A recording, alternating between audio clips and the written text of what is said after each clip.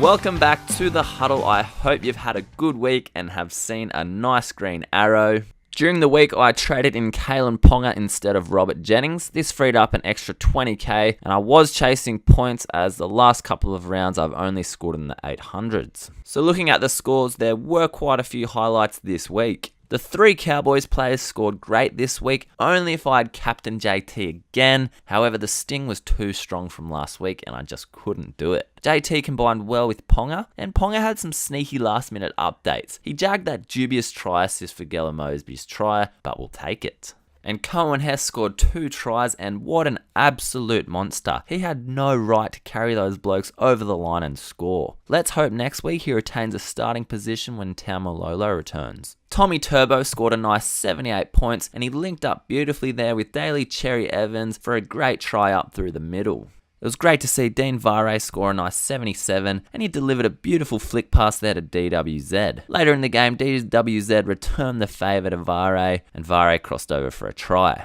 Andrew Fafita scored 66, however, I believe this offload through to Wade Graham could have earned the try assist here. Graham only had to run, draw a player and pass, and last week Sione Matautia did something similar and only received a last touch. Is it because Wade Graham had to run a bit further and then angle his run slightly? I believe the offload had a larger impact in assisting the try than what Wade Graham did. However, I'm looking at this through Fafita owning eyes, but you gotta let me know what you think. Comment below if you think that Fafita or Wade deserved the try assist. Now, I've had to be quite patient with Elijah Taylor over the past few weeks, and I was absolutely spewing when I saw that he was named on the bench. I thought he was in for a 30-point score. I was extremely relieved to see him cross over for a try, but when he didn't celebrate, I thought, oh no, what's happened here? Has he knocked it on? A double movement? And he didn't even try to sell the thing. He must be a super honest bloke there, but it was great to see him get a decent score.